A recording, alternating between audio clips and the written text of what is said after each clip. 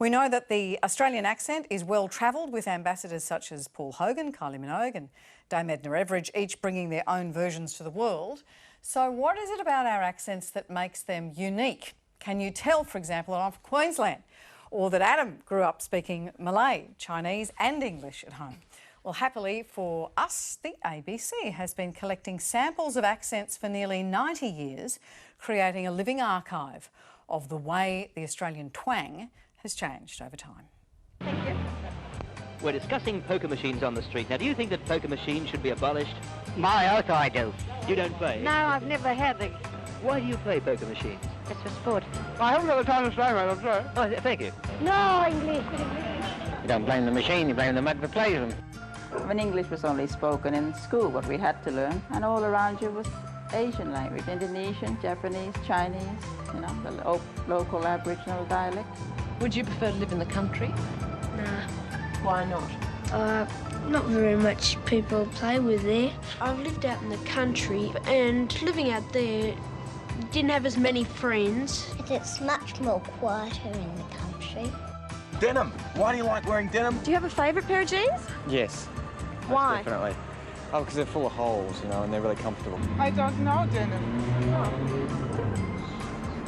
She's wearing a pair. Because they're a good, tough material and they look attractive. You're wearing underneath your denim jeans. Called underpants, right? Right. There's this new thing that I got from Mum. She buys them for me. Oh, really? Good, sensible boy.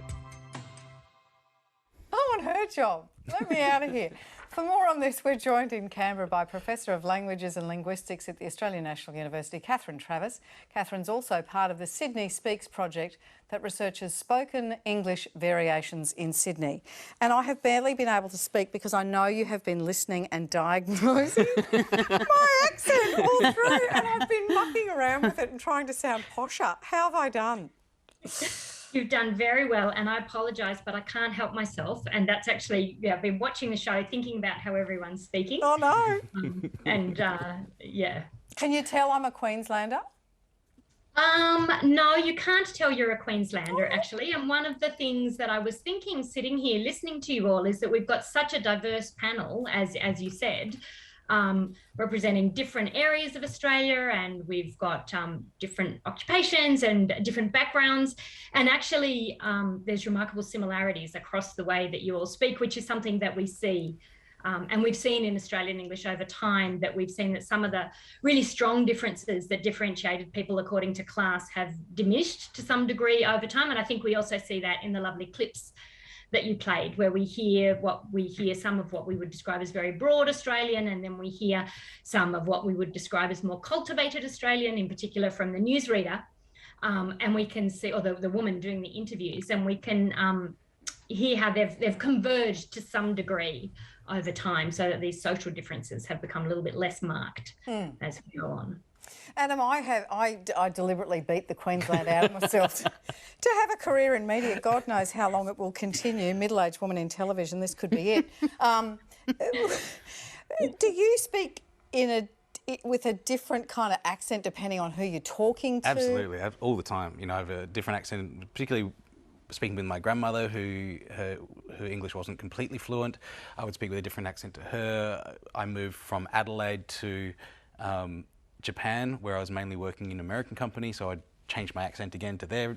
You're an American twang? Slightly around some words so that people can understand what I'm saying. But I was watching the State of Origin, actually, the league State of Origin, from a hotel room in Tasmania, and the juxtaposition between the Queensland commentators and the commercials in Tasmania, I had to double take. Like, am I in the same country? Am I in New Zealand? Where have I gone? It was so stark. And sometimes I guess coming from Adelaide, I can hear the New South Wales and the Queensland and the Melbourne a lot more distinctly than someone who maybe grew up surrounded by New South Wales accents. But to me, it's very distinct, and getting it all together was quite confronting. I'm going to make you even more confronted. How did you talk to your grandmother?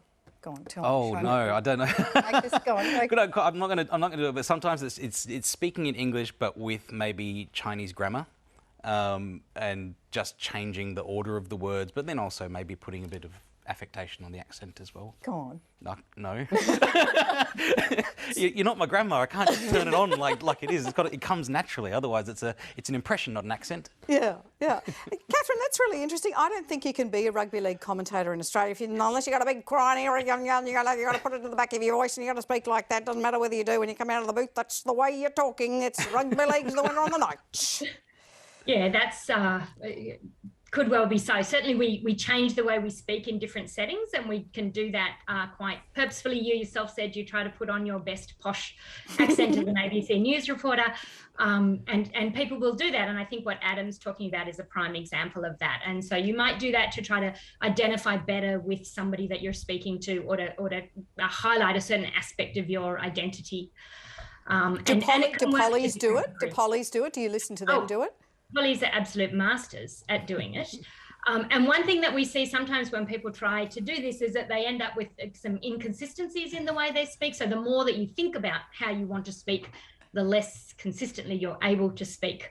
And Adam was talking about the way of speaking in Adelaide, and that is an area where we do see definitely a difference in a certain set of words. So, for example, words like answer, dance, demand is much more characteristic of Adelaide than it is of other cities.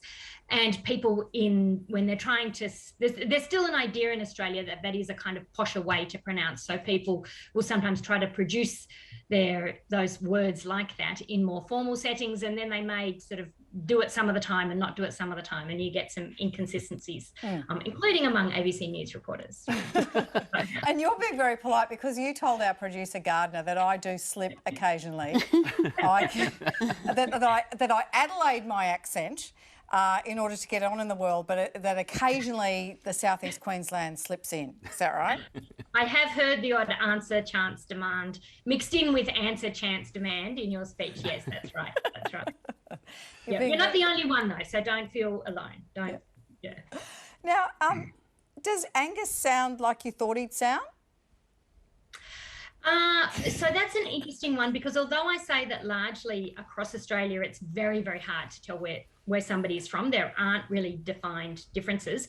There is believed to be more of a difference between rural and urban speech. So I was keen to check out if we could see some more of that in some more sort of broad Australian and Angus's speech. And I'm not really hearing much of this, at least in this setting. You know, also in front of a rugby league game or down at the pub, we might hear a different kind of way of speaking. But I suspect that Angus has probably had quite some education outside of rural Queensland. And I think that's probably one of the differences, one of the reasons why we're seeing a slight diminishing of, well, we could talk about class differences across Australian English, is because we have much wider access to education today than we used to have, and that's functioning kind of as a leveller. Okay, well, let me put that to Angus. Did somebody beat the Queensland out of you, Angus? Well, my grandmother was Australian, but she was more English than the English.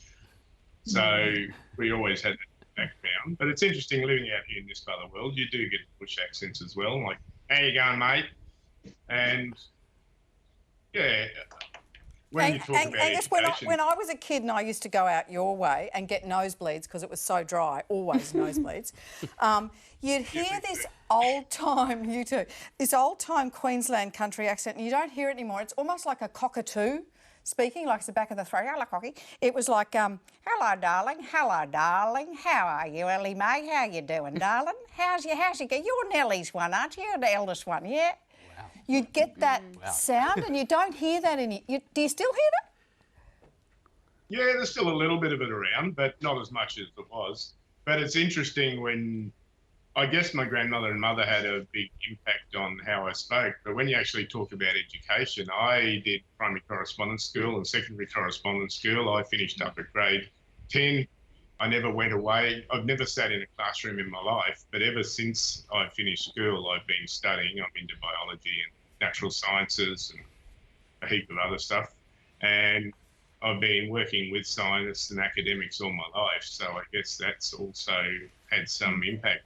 But another thing I find really interesting is it doesn't happen in this part of the world, but when you move out into Central Australia or up into Northern Australia, where there's a lot more interaction with traditional, with Aboriginal First Nation people, with Aboriginal people.